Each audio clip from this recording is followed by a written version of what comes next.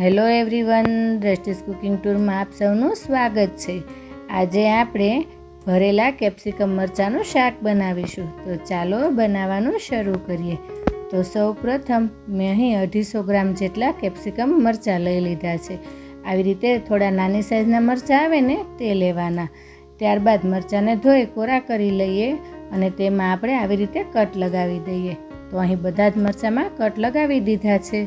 તો હવે આપણે મરચાંમાં ભરવાનો મસાલો તૈયાર કરીએ।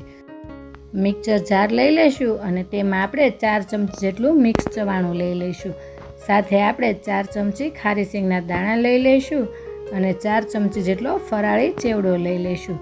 હવે 2 ચમચી સફેદ તલ ઉમેરીને આ બધું પીસીને તૈયાર કરી લઈએ।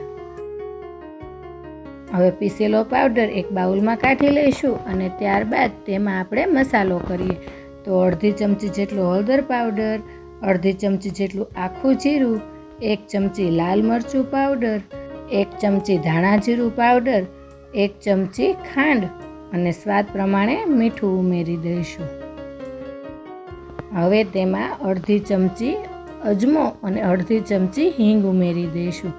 ત્યારબાદ 2 ચમચી જેટલું આદુ મરચાં અને લસણની પેસ્ટ ઉમેરી દઈએ। જો લસણ ના ખાતા હોય તો સ્કીપ કરી શકાય। અને ત્યારબાદ 3 ચમચી જેટલા સમારેલા લીલા ધાણા અને અડધા લીંબુનો રસ ઉમેરી દઈએ અને હવે મસાલો સારી રીતે મિક્સ કરી દઈએ। જો તમે મારી ચેનલમાં નવા આવ્યા હો અને તમને મારી રેસિપી ગમી હોય ને તો મારી ચેનલને સબસ્ક્રાઈબ કરવાનું ના ભૂલશો અને સાથે રહેલ બેલ આઇકનમાં જઈને ઓલનું બટન જરૂરથી દબાવજો, જેથી કરીને તમને મારી રેસિપીના નવા વિડીયોની નોટિફિકેશન મળતી રહે। તો અહીં એકદમ સરસ મસાલો તૈયાર થઈ ગયો છે। હવે તૈયાર કરેલો મસાલો કટ કરેલા કેપ્સિકમ મરચાંમાં ભરી દઈએ। મસાલો ભરતી વખતે તમને થોડો ડ્રાય લાગતો હોય ને તો 2 ચમચી જેટલું તેલ ઉમેરી શકાય છે। તો આવી રીતે આપણે બધા જ મરચાંને ભરી લઈશું। હવે બધા જ મરચાં ભરાઈને તૈયાર થઈ ગયા છે અને થોડો મસાલો બચ્યો છે જેનો ઉપયોગ આપણે પછીથી કરીશું। તો એક પેન ગરમ મૂકીએ અને તેમાં આપણે 4 ચમચી જેટલું તેલ ગરમ કરી લઈએ। તેલ ગરમ થાય ત્યારબાદ તેમાં આપણે ભરેલા મરચાંને ગોઠવી દઈશું।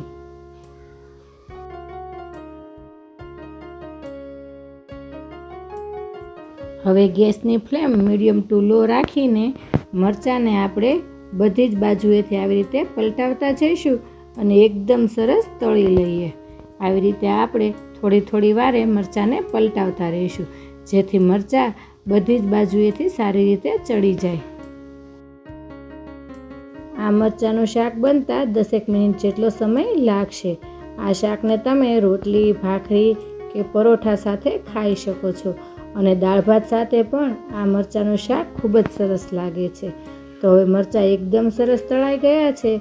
તો આ સમયે આપણે તેમાં થોડું એવું પાણી ઉમેરીશું। આવી રીતે હાથમાં લઈને બસ આવી રીતે 1 ચમચી જેટલું પાણી ઉમેરવાનું છે અને ત્યારબાદ ઢાંકીને આપણે 3 મિનિટ જેટલું થવા દઈશું। 3 મિનિટ બાદ તમે જોઈ શકો છો કે આપણા મરચાં એકદમ સરસ સોફ્ટ થઈ ગયા છે। તો આ સમયે આપણે જે મરચાંનો મસાલો વધ્યો હતો ને તે ઉમેરી દઈશું અને મસાલો ઉમેર્યા બાદ 1 મિનિટ સારી રીતે મિક્સ કરી દઈએ અને ત્યારબાદ ગેસ ઓફ કરી દઈશું। તો અહીં આપણું કેપ્સિકમ મરચાંનું શાક બનીને તૈયાર થઈ ગયું છે। તો હવે આપણે શાકને સર્વ કરીશું। તો તૈયાર છે ભરેલા કેપ્સિકમ મરચાંનું શાક। તો એકવાર જરૂરથી બનાવજો અને કોમેન્ટમાં જણાવજો કે તમને આજની આ રેસિપી કેવી લાગી અને આ સાથે મારી ચેનલને લાઈક, શેર અને સબસ્ક્રાઈબ કરજો। તો આવી જ નવી રેસિપીઓ સાથે આપણે ફરી મળતા રહીશું દ્રષ્ટિસ કુકિંગ ટૂરમાં।